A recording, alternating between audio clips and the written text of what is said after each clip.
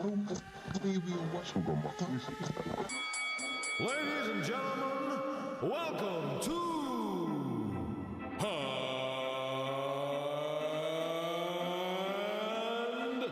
Still Boxing! Welcome, ladies and gentlemen, to another episode of And Still Boxing. Today, we have a special episode. We're going over Jai Opetaia versus Jack Massey in Saudi Arabia on Sunday. It was an absolute thrilling fight, and the word that I would use to describe it would be systematic destruction. Now, I want to go over first some notes on Jack Massey. So he's come down from heavyweight, and as we know, he's fought just recently Joseph Parker, who's a pretty dominant heavyweight at the time, or right now, should I say, and he went 10 rounds with him. Now, I feel like Jack, he exists in this space. He's about 6'4", and he's not a huge heavyweight, and then considering how big heavyweights are nowadays, around the 6'5", 6'6", he's 6'4". So on top of that, he's like an almost tweener. His frame isn't huge, so he decides to go down to cruiserweight and goes down to fight Jai Opetaia for his belt. Now, this is very interesting because usually we associate going down weight divisions of having some kind of advantage there. So in this spot, you go down, okay, you've got probably another 2 inches on Jai Opetaia, height-wise, and you think you'd have some power that would carry over from heavyweight, and then that would generate some kind of advantage. A bit more power, a bit more size, can work the jab a little bit more. You rehydrate on top of that, and then what will happen is that you have a bigger person fighting essentially a smaller person, be able to bully him. What I saw in that fight, that did not come into play. Jai Opetaia right now is an absolute dominant killing machine at cruiserweight. Honestly, what I saw here was systematic destruction. The things that I've seen from Jai Opetaia from his last fight to this one has been some massive improvements in footwork. His hand speed's always been there. I feel like that's the same. If not, the timing and his punch selection and his variations have improved. But I feel like I saw call it a 5% improvement in footwork. He's always had quite good footwork, but now he's putting himself into positions where Jack Massey couldn't handle it.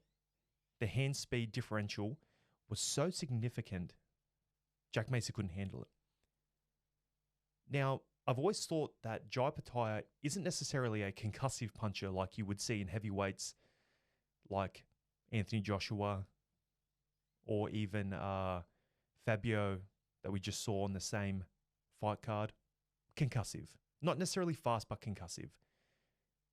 He has extremely quick hands, and on top of that, it's so snappy, and his variations are so sharp that it causes so many dramas. Now, if I were to be Jack Massey's team here and see his previous fights, what I would do would actually be looking at, the Breeders' fight, even the last two, and it would seem that he seems to gas out in the second half of the fight. Like, not necessarily he's unfit, but just because his volume and his power and his intensity that he throws with creates, the gas tank kind of, empties out perhaps that they're looking at. So to me, it suggests that when you take what Jack Massey's team was trying to do was like, listen, I want you to cruise. You're a bigger man. You can take the punches.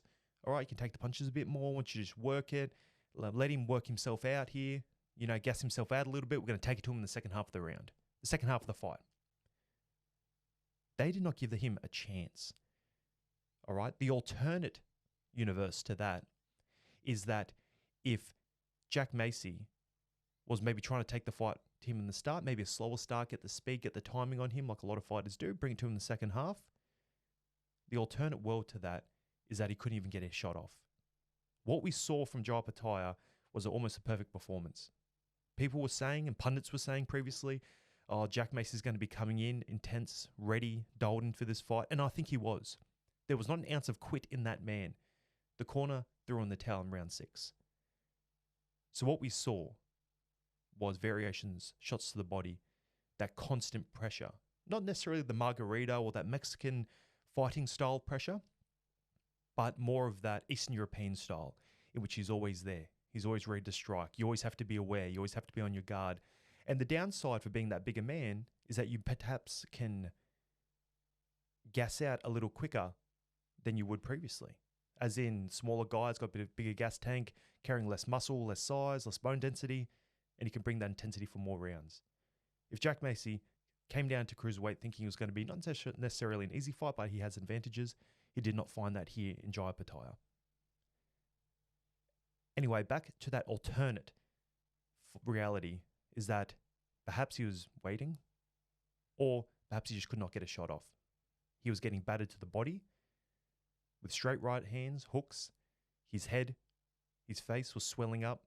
And then I think, honestly, I give credit to Jack there that he did not quit, but his corner said, hey, that's enough. So to me, the corner throwing it in round 6 is that maybe he was, didn't rehydrate right, whatever it may be, but they were like, no, we're not going to put our fighter through more pain, more misery. We're going to save him from himself, which is what the corner's job is to do, okay? And on top of that, these are the shots, and this is the type of fight that can actually kill someone. So it's not that one punch that you take that knocks you out, that kills you, all right? It's that accumulation over 12 rounds where there's a lot of shots and not knocking you out. You get maybe a little bit rattled, but you accumulate those shots and it causes trauma to the brain. Maybe, as I said, didn't quite rehydrate right, which increases your risk of concussion, brain injury and all that. And they saw what they need to see in the first 6 rounds. They'll try to probably make the corrections, but the athleticism, the youth of Jai Opetaia, whatever it may have been, was just too much for them on that particular night.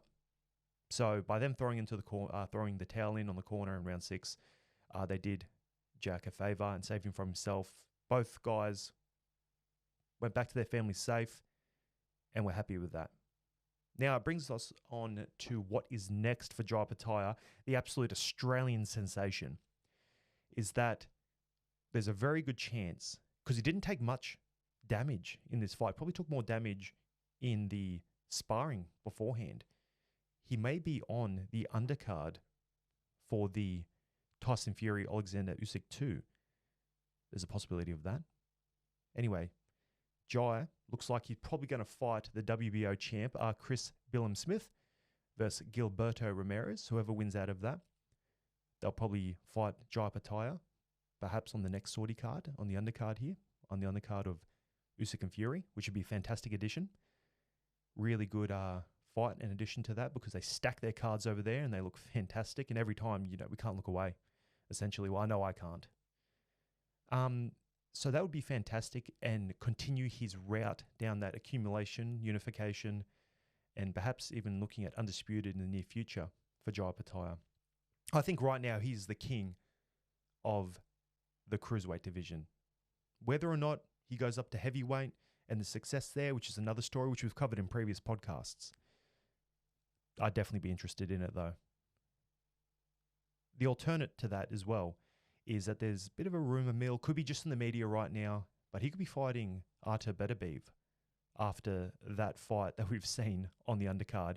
Absolutely fantastic fight, which we will be releasing a video very shortly about it, just give some thoughts.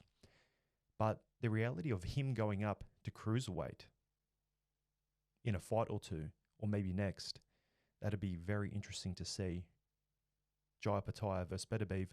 And I like Beterbiev at light heavy, but I feel like if he comes up against Jai Opetaia, I think he's going to run into some serious trouble there.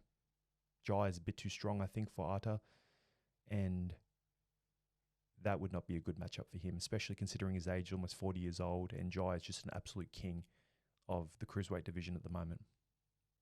Anyway, these are my initial thoughts. Systematic destruction.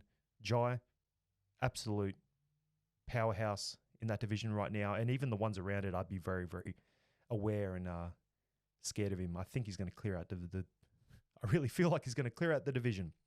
So we'll see. Cannot wait for the next fight. Congratulations to all fighters. Glad you went home safe. Until the next episode, goodbye.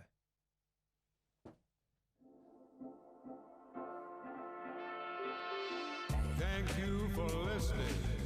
If you liked this episode, please subscribe to the channel for future content.